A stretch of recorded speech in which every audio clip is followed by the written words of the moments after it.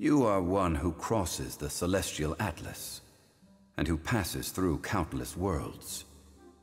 If our history is engraved in your memory, it will one day accompany you into another world. As long as a traveler like you is able to record what happened, then a backup of sorts will exist for times and tides of TEYVAT. Tale of the Twin Interstellar Travelers is a tale plagued with loss and grief. But we as players know almost next to nothing about who they truly are. Characters in the game call them celestial witnesses. Some believe they are younger than what they appear. Even they themselves lie about their age when they need to. The mystery of the travelers is so ingrained in the lore that trying to piece it together is difficult enough as it is. So today, I want to summarize and theorize the past of Genshin's main characters, Aether and Lumine, as well as understand the dynamics that they share as the traveler and the Abyss sibling. For the purposes of ease, I will use Aether as my traveler and Lumine as my Abyss sibling so I can attach a name to both of those titles. Let's begin. The travelers come from an unknown world that was burnt to dust, the wonders they knew reduced to ashes. The twins' old world was a world where humankind was trying to preserve a doomed civilization, and that world was once their last and only home. From what we know, Aether's old home bore the color of Venti's eyes according to the Mondstadt Archon quest. Aether also has a line that says people's fates are tied to their constellations, and that the travelers' stars are much different than the ones in TEYVAT. However, the Sword of Descension hints that their old world was faced by a star-devouring darkness, and that humanity tried to defy the fate of destruction. The introduction for Lumine states, however, that one day they should have their own world and their own people, as though it is their responsibility as interstellar travelers to continue the legacy of their old world by finding a new place to call home. Lumine and Aether were referred to as the last descendants of the subjugated civilization. A mysterious character known as KK told them that they shouldn't lose faith in what they have lost, and that as long as their attitude of nobleness and kindness do not change, there will always be best companions to travel with them. Afterwards, the two would leave their old home and travel many worlds together. We know TEYVAT isn't their first world based on the dialogue Aether and Zhongli have.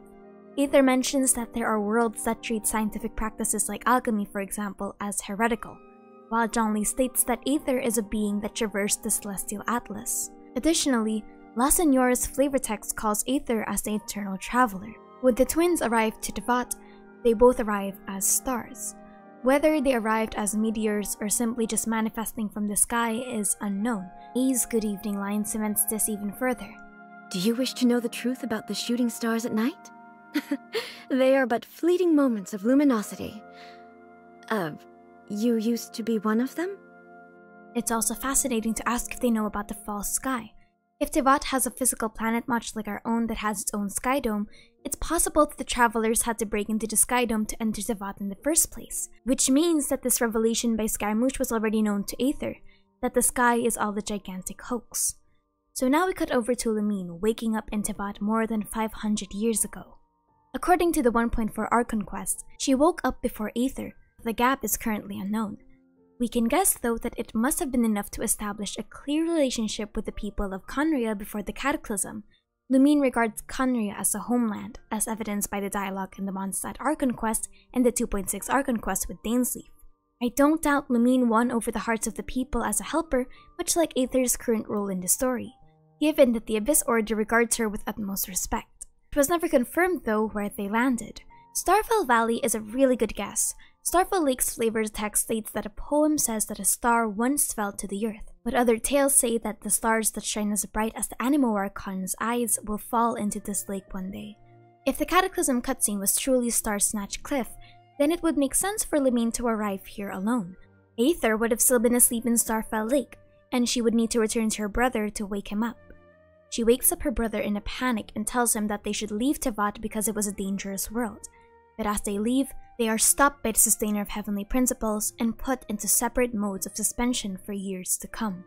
Let's start with Lumine waking up first. Lumine waking up might be connected to her journey with Dane. It's unknown whether Lumine traveled before or after the Cataclysm, but as far as we know, she has gone through this world once according to her. meaning that she and Dane probably traveled after the Cataclysm to regain LUMINE'S lost power.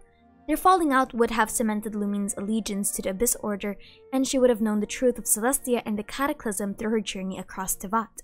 In my opinion, it would just make sense for her to travel after the Cataclysm to further her resolve of fighting against Celestia, much like how we as a player are being shown more and more questionable things about the gods as time moves on. On the other hand, we have AETHER'S awakening. According to AETHER'S lore, the sleep that the Sustainer of Heavenly Principles placed upon them was filled with raging nightmares. This most likely ties in with the memories in the 2.7 Archon quest. Something that always bugged me was that if the realm was a manifestation of key events in a character's life, shouldn't the Traveler's past trauma manifest through the opening cutscene or something?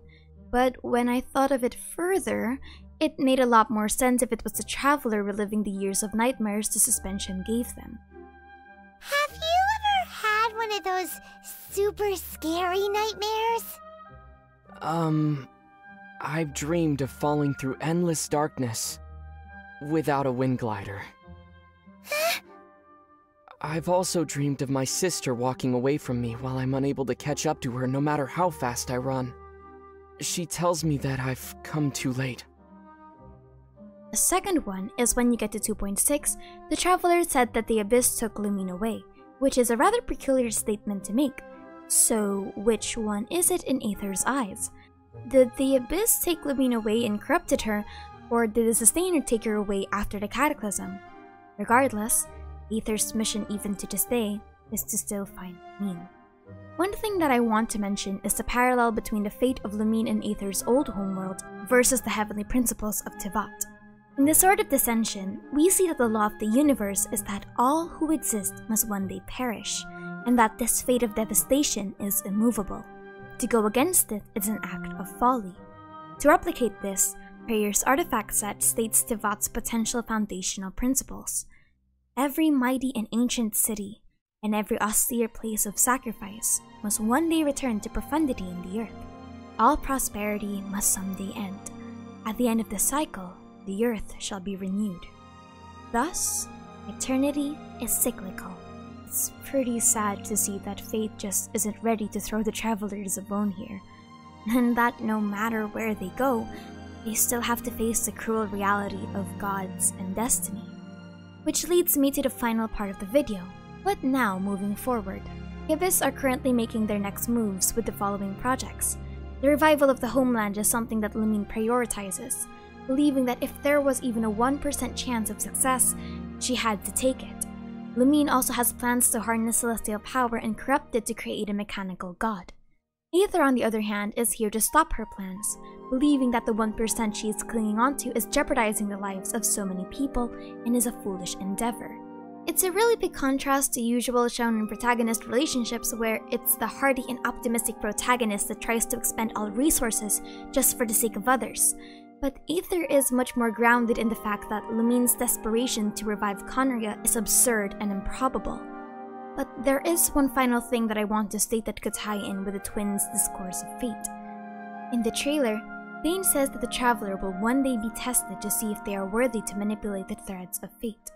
The term Loom of Fate is also mentioned in the 1.4 Archon quest and the character story of the Traveler. The Loom of Fate is a term used to describe how fate is woven like a thread, and perhaps this is Lumine's way of manipulating the tides for the sake of the Abyss Order. Or this is AETHER'S way of manipulating fate to save his sister. It's a fascinating prospect in my opinion, one that is certainly going to be valuable in the future. But regardless, that's all we know from the Travelers and their current relationship with one another. I love the fact that HoYoverse already revealed to AETHER that Lumine is the Abyss sibling instead of beating around the bush or keeping it a mystery to him but not the players. It really forces AETHER'S character to reconsider his motivation of, I want to find my sister, and add more layers to it. I want to find my sister to stop the Abyss Order, or to save her from the Abyss, or to stop her from destroying TEYVAT. Something like that.